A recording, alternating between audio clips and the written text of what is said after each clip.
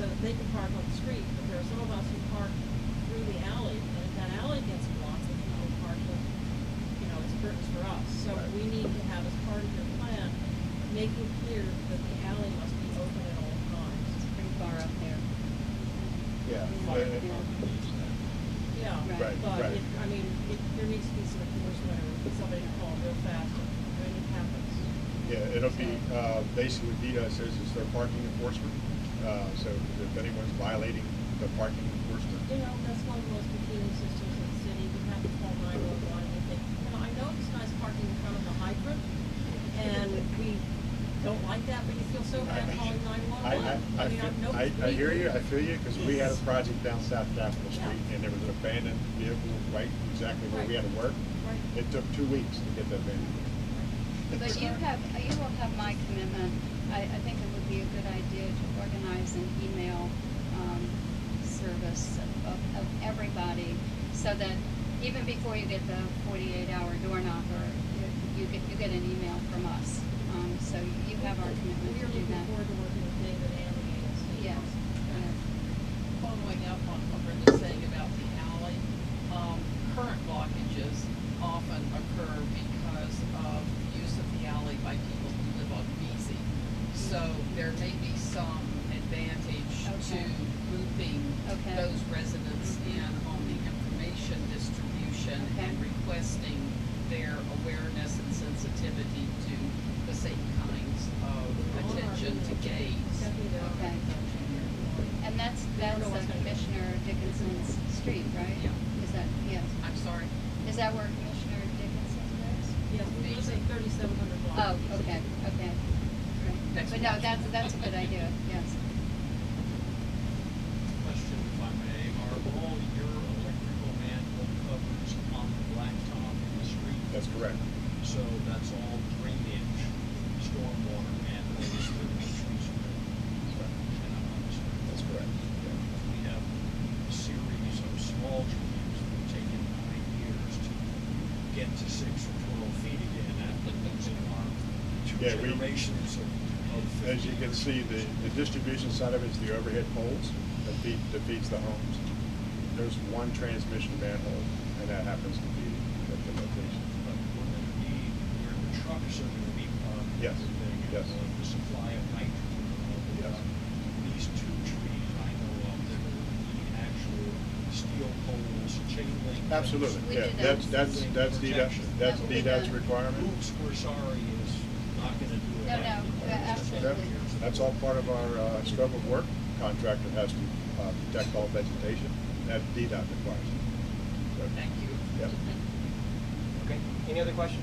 Will the street gonna be dug up, so the paving ground? The only 2 locations that the street will be excavated is at the intersection of Wisconsin and Van Ness on just either side.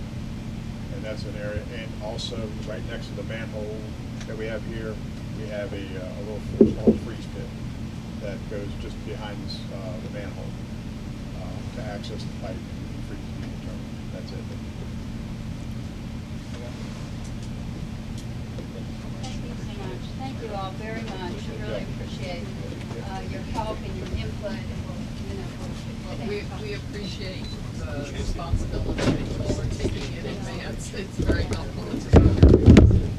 Okay, I am going to use a little commissioner's or chair's discretion right now.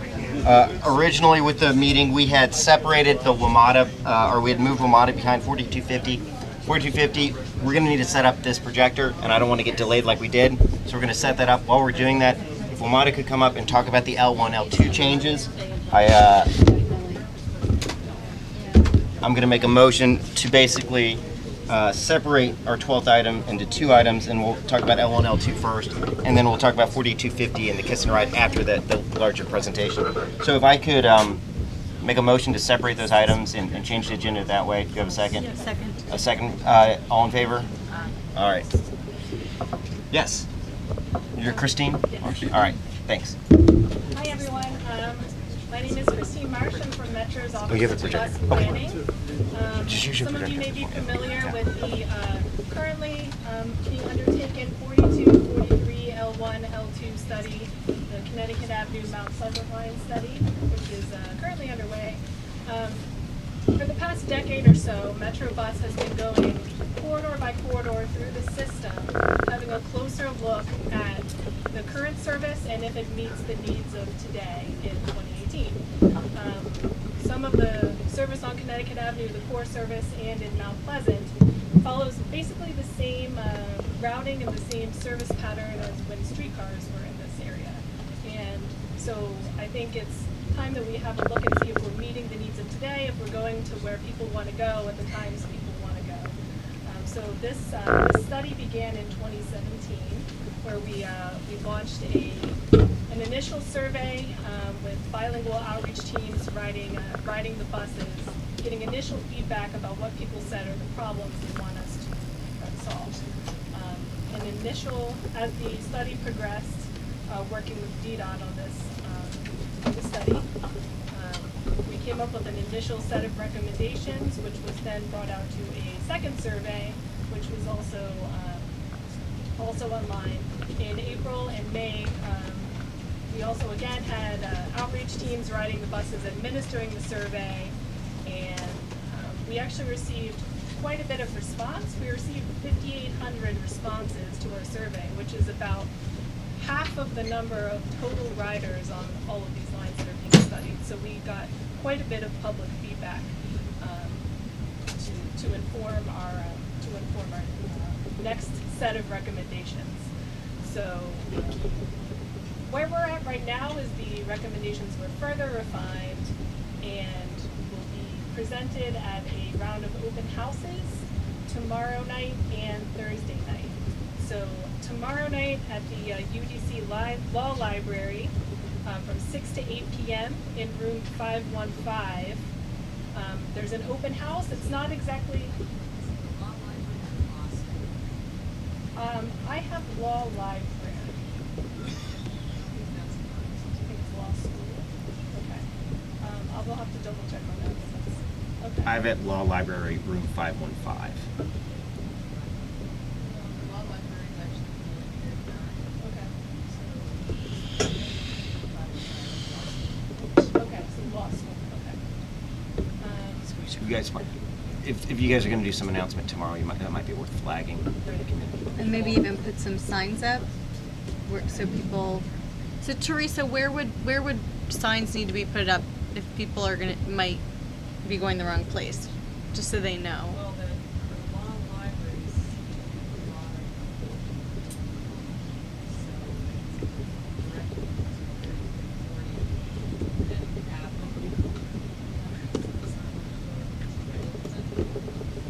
Yeah. So we have been advertising this Okay. incorrectly apparently. So it'll be important to label the rooms where people might end up going and let them know where to go. Okay, thank you. So that's the first meeting tomorrow night, and it's an open house, so it's not as if you have to be there at a particular time. It's not going to be sit down and listen to a presentation. It'll be boards showing the proposals and staff people from DDOT and MetroBus able to talk with people on a one-on-one basis. So you can show up at any time in that period. And then the second meeting is Thursday night, the 21st, from 6 to 8 p.m. at the Columbia Heights Community Center at 1480 Girard Street, between right there at 15th and Girard Street. So again, that's open house format, so you can come at any time throughout that. So we're at this stage. We're going to. We have a refined proposal, which is basically for the L1, L2. The only real significant proposals that we are making are to change the routing around Potomac Park to try to avoid some of the bottlenecks on Constitution Avenue and the PM rush hour, which have been impacting reliability. So we're looking for a new terminal stand closer to Virginia Avenue and 21st Street, still in the general Potomac Park area to still serve the State Department if we can. So we're looking to make some rerouting adjustments downtown, and then also to make some routing adjustments near DuPont Circle, as we found that the Massachusetts Avenue and Florida Avenue segment of the route has been causing us also a lot of reliability issues, so we want to adjust that as well. So could you clarify, because I remember when this was announced that there was a number of potential stops being removed, and also I think there was one thing on the table about service being stopped in Woodley Park on the weekends. Are those no longer being considered? So the Woodley Park proposal was taken off the table. Okay. It didn't advance to the next round. We still have the stop consolidation information considered in the proposals, and you'll see that on boards if you attend the meeting. They're also online, all the information about that at wamata.com/bus.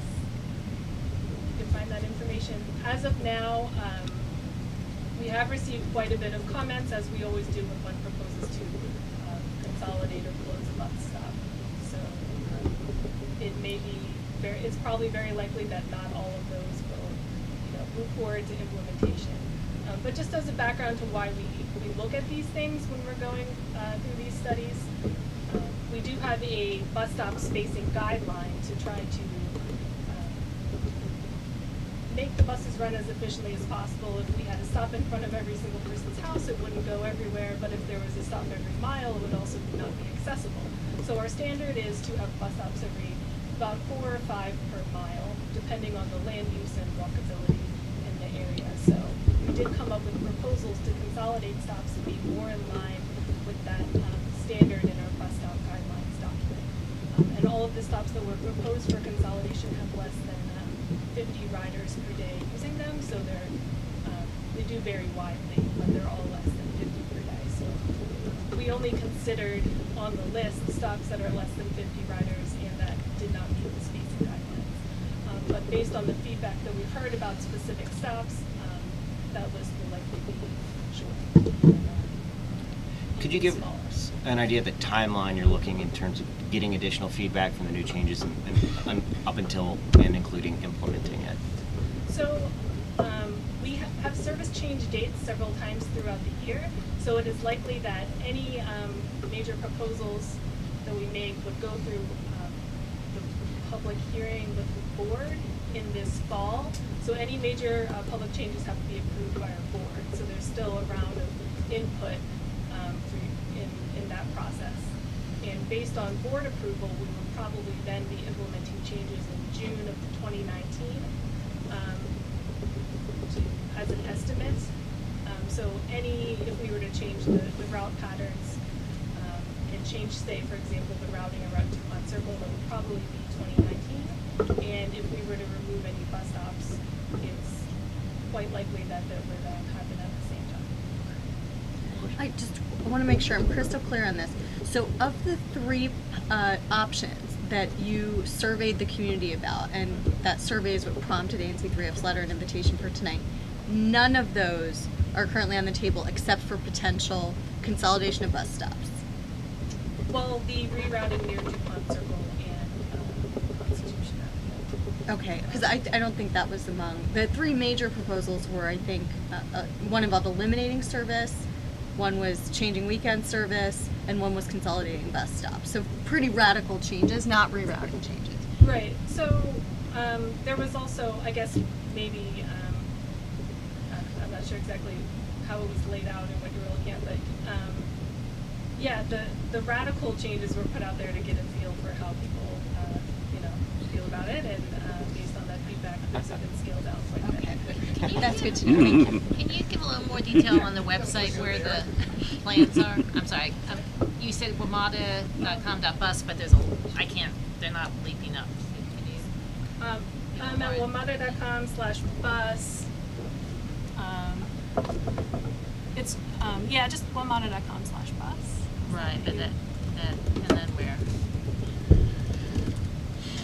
On that, there should be there's a list of links of current initiatives. So the last one there, learn about Okay. the study. Great, thank you. So, Great. Commissioner Milan. Yeah, so I'm trying to understand, we heard about this year's bit of the survey kind of late in the game. you're saying that last year, 2017, as well as this year, WMATA staff was riding around on the buses, getting people to fill out a survey in addition to whatever was online, Yes. and that you got half the ridership? Well, that's the number of responses we got, since you can also take it online. So this is a combination of the in-person surveys we got, which are less, versus the online surveys, which I'm assuming gets forwarded to listservs and that sort of thing, casting a much larger Okay, audience. I guess it surprises me that none of us ever got wind of anything like that going on. So, Ann Chisholm from our government relations office, she told me she's sent the information to the ANCs in the area, so hopefully it made it your way. Sure. And I guess piggybacking on Commissioner Milad's comment, I think we got about a week's notice between the survey launching online and it closing. For this one, for this year's work, I This- don't remember anything about last year's. I don't remember last year's either. I don't remember receiving it. I would like to. I'm assuming you'll be soliciting more feedback after the open houses and before the next step in decisions get made, or? Well, that'll be, I guess, the last formal meeting that we anticipate to have. but, Okay.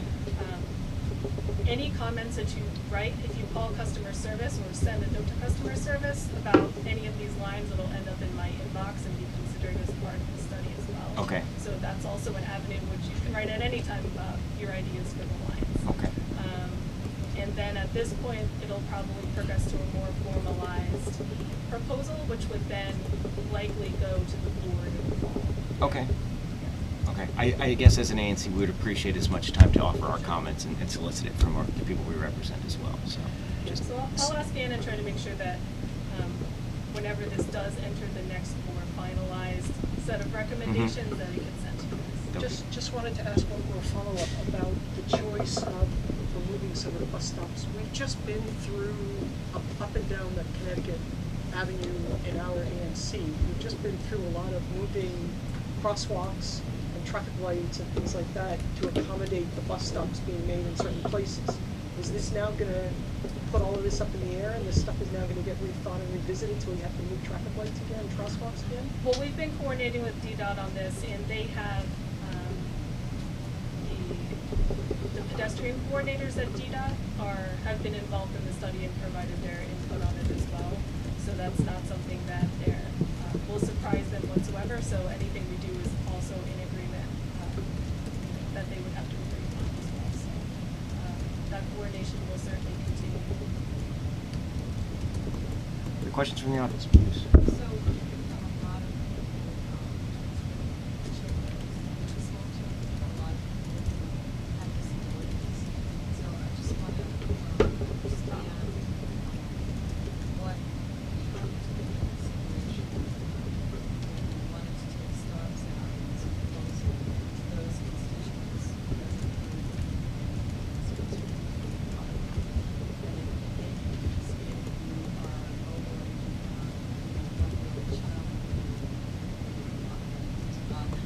But, you know, take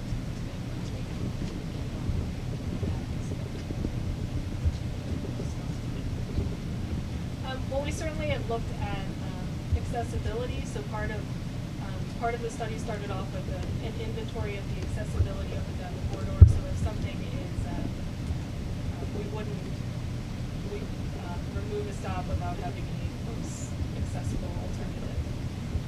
So that was something we had to take into account. And I will say we've received, like I said, quite a few comments on the stop consolidations. So obviously, our goal is to reach everyone. We may not reach every single person, but we have heard quite a bit. So they can still call the general customer service number and provide any comments they would like to about the proposal or about the line. And like I said, if it's about these bus lines, it'll come to my inbox, and I'm on the project team, so I can make sure everyone else is aware. Is that number easy to remember? Could you say it once? Actually, don't All right, no don't worries. get Yeah, it. sorry. I One don't in. want to give the wrong. I am not the expert on that one. If someone else. Oh, we're going to talk about that after. We have somebody from real estate. We're going to talk about that. First, we're going to go do the presentation on 4250, and then we'll dig into the details of the kiss and ride. Just one comment, Teresa, on that. I would encourage folks, in addition to reaching out to WMATA, reach out to us. We do expect to weigh in on this, and we really, really value hearing from the members of our community. We pay a lot of attention to every email we get. So if you have a specific concern, email your individual commissioner or any of us, and it will get to the whole commission. We'll take it into account when we weigh in, probably in the next month or so. Yeah, and there's also there's always commissioners at anc3f.com, and that goes to everybody up here. So you can feel confident that if you want to speak to us as a whole, that's the best way to do it. Please. Yeah, the whole reason I came tonight, I didn't know about this meeting tomorrow, I wouldn't know if I call, so where are the announcements for this? I mean, people that care, they don't know. I mean, they don't know that there's, class tomorrow, I sort of didn't know, and I've already for 25 years, back before the National Academy of Science and got it, Washington State Department. So I was pretty upset when I found that they did not have to take two different train, red line, orange line, that would take a bus, or two buses, instead of one bus. Right, so, and there are other people like me who are like freaking out, and they don't have to know about these things. I mean, like, for this one, on this serve, somebody else put it up, put the message on the serve again, they don't have to surprise me. But this particular thing that you're having tomorrow night, I didn't know about it until just now. And, I mean, there's never, like, those posters on the dogs proposal, but what about reaching out and saying, hey, and now we're gonna have an announcement, we're possibly changing things. Like, I'm thrilled that you're not gonna make, eliminate the process. But, so I'm just tickled. I mean, I don't care if it stops in Virginia, I just want it down there. For the next, until I retire. Just to get down there as I'm getting older and older, you know what I mean? So I was just freaking out. So I'm really good about that, but there's no message out there just saying, we're having an open house. Right, where is this stuff? I mean, I believe that they, there were a couple of different avenues, including sending alerts to people who are signed up for L1, L2, 42, 43 alerts. I know that there's some signs at the major bus stops, maybe not every single one, but some of them are out there, so. So Is there literature on the buses? No. I haven't seen any about that. That might be an easy way to hit the ridership most affected by it. Put it on the fare box. Mr. Kennedy.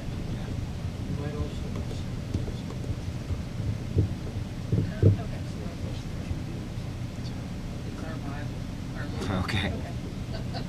Yeah, it does seem like this is a bit of a broader issue because, as Commissioner Molad mentioned, we didn't really hear about it last time. This time it almost snuck by us, except that one of us happened to catch an email on a neighborhood listserv, and somehow nobody on the entire commission had caught wind of these three proposals that might eliminate one of our bus lines. So this may just be a broader issue to consider, that there are strategies underway, but the larger message is they are just not reaching the community, including those of us who are paying a lot of attention. So just something to think about. Okay. Yeah. Anything else?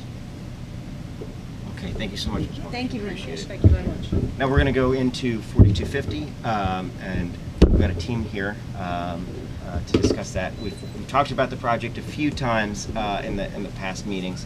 We're moving closer and closer to actually having it in front of, was it public space? Or zoning, okay, the Office of Zoning. And so we're gonna get an updated look at the plans, then we'll have a chance for some questions, and then, and then we'll have WMATA up here, we can talk about the kiss and ride and a few of the other details. And so if you guys wouldn't mind just introducing yourselves, giving your name to Secretary Molad. I'm the CEO of Bernstein Management. Nice to meet you. Hi, Mr. Bernstein, nice to meet you. Josh, please. So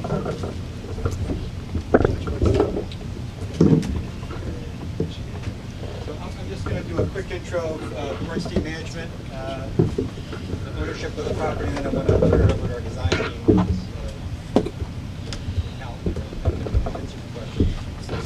Bernstein Management is a company that's been in Washington for 70 plus years. It was started by my father, Norman Bernstein. Robert Sandler is the president. I'm the CEO. We've been involved for about the last 28 years or 30 years. We are locally owned, privately owned company, focused solely on this market. We own and manage all our own properties, and only our own properties. Care deeply about the community that we're in. We live here, we work here. Our office is in Friendship Heights. I live in Georgetown.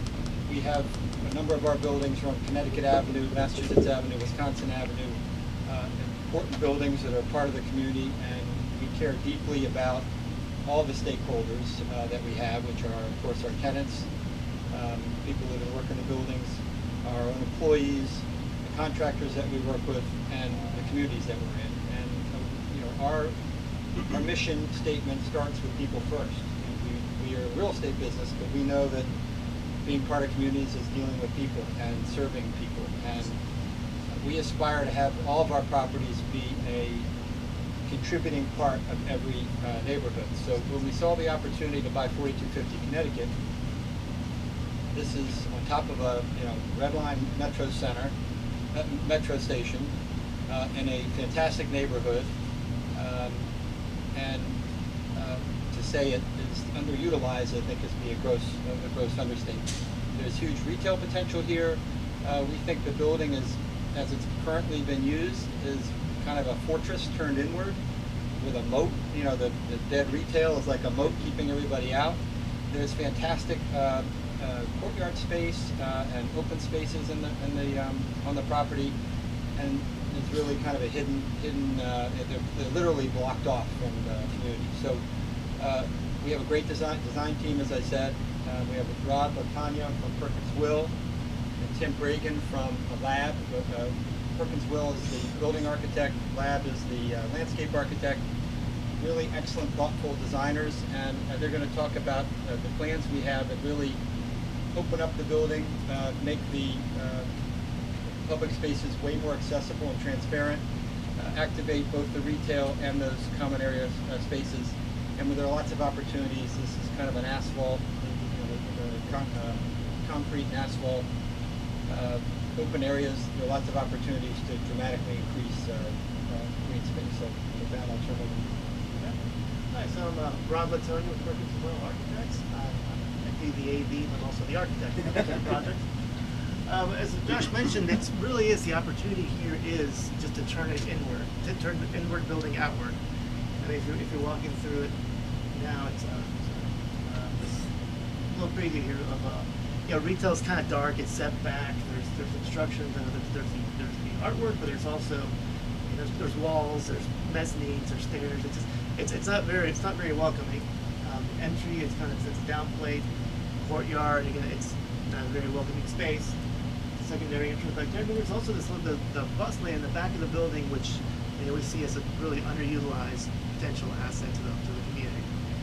As I've already kind of showed you, the intent is to really clean up the project, simplify it, make it more transparent, and really make it more of an outwardly focused type of space. You can see we want to spend a lot of effort and energy just really on the retail portion. We want to make this building attractive for potential retail tenants, but also for potential office tenants that will take over the top of the property, and then create a space on the ground plane on these lower two levels that's going to encourage people to leave their office and maybe actually engage and utilize these wonderful new retail tenants that are going to be taking the lower two floors. As part of the renovation, we're going to simplify the expression of and we're actually going to go a little bit more detail into all these areas. We're going to simplify the retail.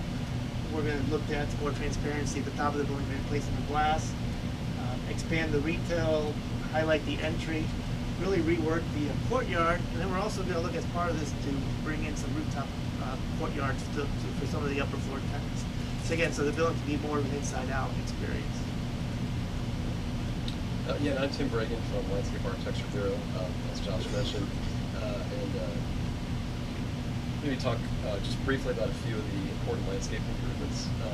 I think one of our kind of major points of departure for the whole project was to recognize that this plaza space and kind of the access through this project is actually pretty important to people that are at UDC and gets used quite frequently as a thoroughfare. It has potential to be put in a dynamic public space. So we're looking at ways we can improve that space by Rod mentioned opening up some of the access through there, reworking some of the existing walls that are obstructed, relocating the sort of delightful sphere artwork, which is great, but it's also blocking kind of access to that whole area. And then, as Rod mentioned, really kind of greening up some of the other spaces and bringing more planting into the courtyard. And we'll also talk a little bit about some improved plantings on the edges of the site that we think make a big difference. And finally, the bus shelter and Kissenrod.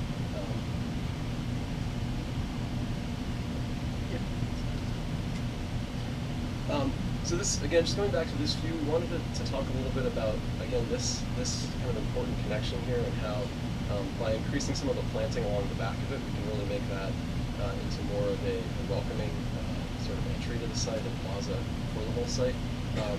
Some underplanting under the existing street trees, some of which are quite large and mature, actually providing a decent amount of shade into the streetscape itself. And then additional plantings in front of the retail area. So our tour of the property starts as you come off the metro. So the most noticeable thing is how we've taken what was this and really looking to open it up and make it much more welcoming. The idea is that this is a covered, sheltered space that can be used for a lot more than just bus parking. I think we talked about potentially using that for the Kissenrod as well. But it really opens up that avenue, brings the transparency, and really creates a much more welcoming gateway for the entire property. We're going to provide some more signage so as you come off the metro, you actually kind of know where you are versus just walking into a brick wall. Again, making the whole thing a lot more inviting. We're going to complement that with landscape. Yeah, and this next slide, again, right next to the Metro Pavilion, close to on the streetscape here, looking in towards that plaza and gateway area, and really trying to use the kind of tools that we have as landscape architects. So enliven the paving there with some new kind of dynamic paving patterns. Bring in some sculptural lighting elements. You can see the kind of round metal poles with lights on them. Sculptural planting elements that can also kind of double as benches to allow people to occupy some of these spaces, and really bringing as much planting as we can into those areas by reworking kind of the existing planters that are before. The next slide is kind of a little closer in, and it speaks to how that planting at the retail, really increasing the amount of planting we're putting in front of that space, kind of upgrading the existing planters, making it a bit lower to increase visibility. And then you can see how those planters really kind of wrap around and tie the retail to the courtyard itself. So right now there's, as you can see, there's the existing planters. It's a wall. It's blocking out visibility of the retailers. So by doing these simple moves and just really softening what's happening at the street front, it allows us to bring the delay here, bring the visibility and really bring the landscape and make that much more welcoming, inviting environment for potential retailers and for the users of the space. So then, as we keep walking down the avenue in Connecticut, we have the main entry of the building, which right now is pretty downplayed. There's 3-story space, which has a wreath on it right now. Which we want to open it up and really turn this into another alley. It's a connection through the building from Connecticut Avenue through the building up to the courtyard. We want to introduce much more natural light. So really,